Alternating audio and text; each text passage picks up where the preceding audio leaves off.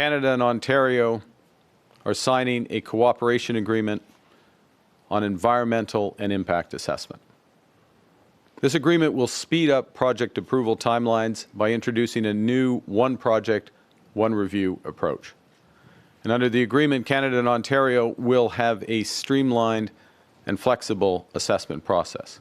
While much of Washington remains locked in slow-moving battles, Canada just made a move that could quietly reshape the global economic chessboard. And it happened without speeches, without threats, and without asking permission. As the year edges forward, Prime Minister Mark Carney and Ontario Premier Doug Ford are about to sign a deal that doesn't just cut red tape, it cuts leverage out from under Donald Trump. Because this agreement isn't about politics as usual. It's about speed, control, and critical minerals.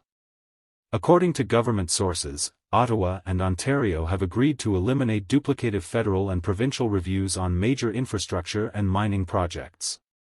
One project. One review. One decision. Simple words, but explosive consequences. For years, overlapping impact assessments slowed Canada's biggest resource projects to a crawl. Now, that bottleneck is being dismantled. And at the center of it all sits Ontario's Ring of Fire. The mineral-rich region in northern Ontario has long been described as one of the most strategically important untapped resources in the Western world. Nickel, copper, chromite, titanium, platinum. Minerals essential for batteries, electric vehicles, defense technology, data centers, and semiconductors. The very materials global powers are racing to secure. Including the United States. Including Donald Trump. Under Trump's trade worldview, critical minerals are leverage. Pressure points. Tools in tariff fights and geopolitical standoffs. But that leverage only works when supply chains are slow, uncertain, and dependent. And that is exactly what Carney and Ford just targeted. Under the new agreement, the federal government will align its impact assessments with Ontario's environmental reviews instead of duplicating them. The Impact Assessment Agency of Canada will no longer repeat work already done at the provincial level. The standards remain. The protections stay in place. But the delays disappear. That changes everything. 3 key roads connecting remote First Nations communities to Ontario's highway system, and ultimately to mining activity, are now on a fast track. Webequie First Nation and Martin Falls First Nation are leading the environmental assessments themselves, with construction timelines aiming for 2026. For fly-in communities long trapped by geography and poverty, these roads are lifelines. For Canada's economy, they are arteries. And for Trump's vision of economic pressure through scarcity, they are a problem. Because when Canada can move faster, it doesn't need to beg. Sources inside Ontario's government describe the deal as transformational, not incremental, but exponential. 10 times more impactful than previous infrastructure efforts. Roads. Highways. Mines. Projects that once took years to clear regulatory fog can now advance with clarity. And clarity is power. What makes this move especially strategic is what it avoids. Ontario will no longer need to rely on its most controversial tool, special economic zone designations, to push the Ring of Fire roads forward. Those powers, which allow the suspension of provincial and municipal laws, sparked outrage among many First Nations across the province. By coordinating directly with Ottawa instead, Ford's government sidesteps confrontation and accelerates progress. That matters politically. But it matters even more geopolitically.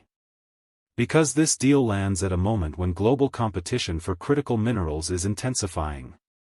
The United States, China, and Europe are all scrambling to secure supply chains. Trump has repeatedly framed access to resources as a zero-sum game, win through pressure, win through threats, win through disruption. Carney's approach is the opposite. No theatrics.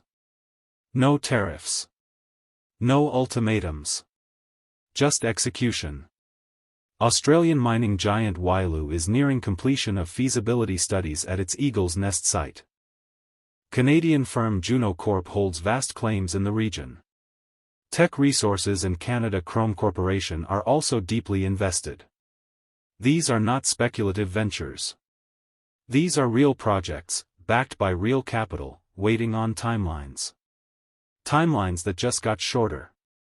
And that is where Trump's problem begins. Because when Canada accelerates its own production, the leverage shifts. Supply chains diversify. Dependency weakens. The threat of trade pressure loses its bite. You can't squeeze a country that has already moved on. Behind the scenes, federal officials insist protections remain intact: navigable waters, species at risk, migratory birds, all still assessed. But now, they're assessed together, not twice.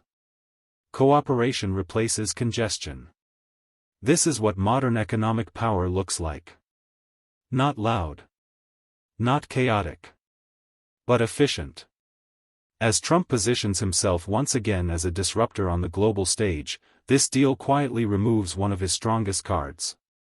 Critical minerals were supposed to be bargaining chips. Instead, they are becoming Canada's advantage. And Carney understands this moment. He knows that in today's world, economic sovereignty is built not through speeches, but through infrastructure.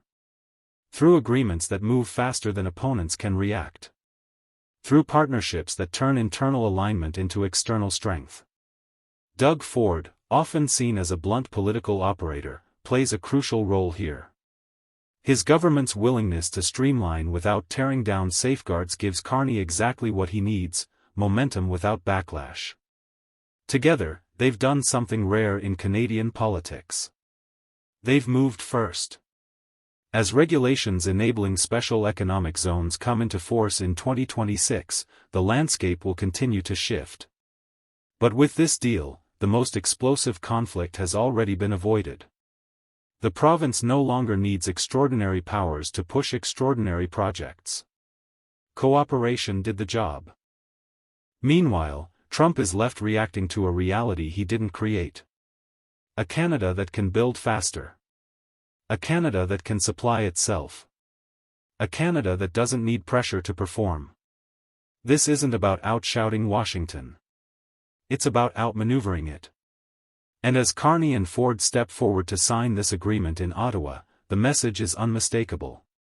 Canada is no longer waiting. It's no longer stalled. And it's no longer vulnerable to the tactics of the past.